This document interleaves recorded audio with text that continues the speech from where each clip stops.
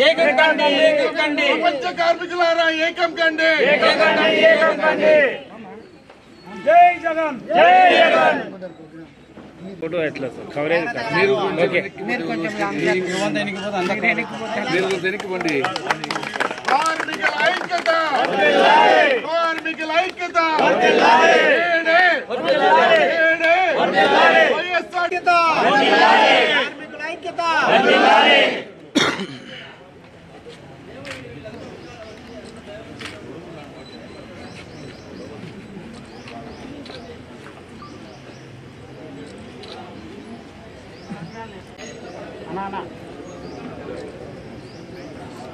నాకు వద్దులే వాళ్ళకి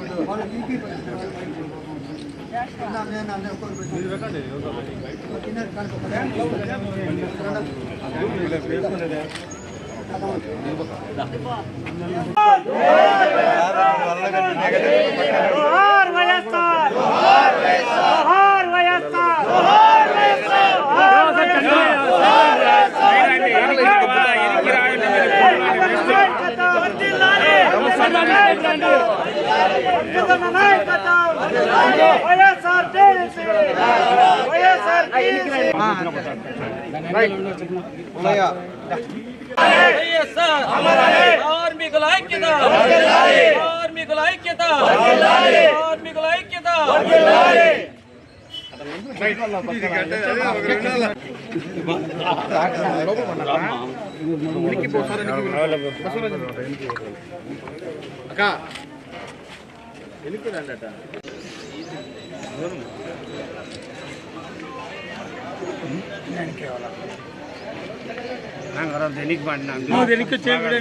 కార్మిక సోదర సోదరులకందరికి కూడా కార్మిక దినోత్సవ శుభాకాంక్షలు తెలియజేసుకుంటున్నాను. ఎందుకంటే మే 1వ తేదీ అంటేనే దేశవ్యాప్తంగా మనకందరికీ, ప్రపంచవ్యాప్తంగా మనకందరికి కూడా గుర్తుకొచ్చేది మేడే. మేడే అంటేనే కార్మికుల దినోత్సవం.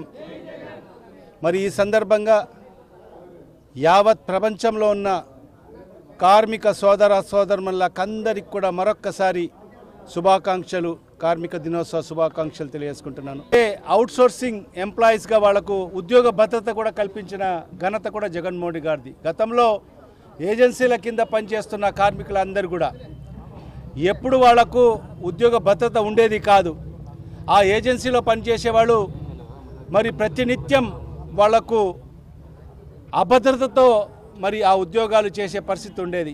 కానీ జగన్మోహన్ గారు ప్రభుత్వం వచ్చిన తర్వాత, ఆయన ముఖ్యమంత్రి అయిన తర్వాత సుమారుగా 1,00,000 మందికి మరి ఏదైతే అవుట్సోర్సింగ్ కింద మరి వాళ్ళకందరికీ కూడా ఒక కార్పొరేషన్ ఏర్పాటు చేసి మరి వాళ్ళకు ఉద్యోగ భద్రత కల్పించింది కూడా అన్నాడు జగన్మోహన్ గారి ప్రభుత్వం. మరి సంఘటిత అసంఘటిత కార్మికులకు అందరికీ కూడా నేను అండగా ఉంటానని చెప్పి మరి ఆ రోజు కార్మికులకు అండగా ఉన్న ప్రభుత్వం జగన్మోహన్ గారు ప్రభుత్వం, ఉన్న నాయకుడు జగన్మోహన్ గారు. మరి ఇవాళ ఈ కూటమి ప్రభుత్వం వచ్చిన తర్వాత మనం చూస్తున్నాం, మరి ఏదైతే మన రిమ్స్లో మనం చూస్తే మరి ఈ కూటమి ప్రభుత్వం వచ్చిన తర్వాత మరి సుమారుగా 122 మంది కార్మికులను తొలగించడం జరిగింది. ఎందుకయ్యా తొలగిస్తున్నారంటే వాళ్లకు 50 ఏళ్ల పైబడిందంట. 50 ఏళ్ల పైబడిన వాళ్ళందరూ కూడా మీరు పనికిరారని చెప్పి మరి ఈరోజు ఈ కూటమి ప్రభుత్వం మరి కొత్తగా ఏర్పాటు చేసిన మరి ఆ ఏజెన్సీ ద్వారా వాళ్ళందరినీ కూడా తొలగించడం జరిగింది. నిజంగా చాలా బాధాకరమైన విషయం. ఖచ్చితంగా ఇవాళ ఈ ప్రభుత్వానికి, రాష్ట్ర ముఖ్యమంత్రి నారా చంద్రబాబు నాయుడు గారికి మేము ఒకటే డిమాండ్ చేస్తున్నాం. మరి 50 ఏళ్లకు మరి వాళ్ళు పనికి రానని మీరు చెప్తున్నారు కదా మీ ఏజెన్సీ వాళ్ళు.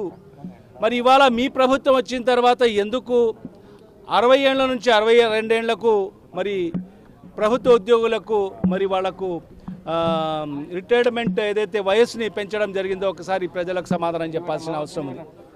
అంటే కార్మికులు 50 ఏళ్లకే వాళ్ళు పని చేయలేరు, మరి ఉద్యోగస్తులు 62 నుంచి 65 ఏళ్లకు చేయాలని చెప్పి ఆలోచన కూడా ఈ ప్రభుత్వానికి ఉంది.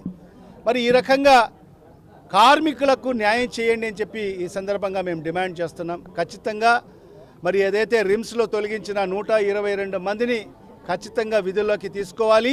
ఖచ్చితంగా వైఎస్ఆర్ కాంగ్రెస్ పార్టీ కార్మికుల పక్షాన ఖచ్చితంగా పెద్ద ఎత్తున పోరాటం కూడా చేస్తాము అని చెప్పి ఈ సందర్భంగా హెచ్చరిస్తూ ప్రతి ఒక్కరూ తప్పనిసరిగా యూట్యూబ్లోకి వెళ్ళి కడప వార్తను లైక్ చేయండి, సబ్స్క్రైబ్ చేయండి. ఇట్లు మీ జి రమణయ్య, ఎడిటర్, కడప వార్త.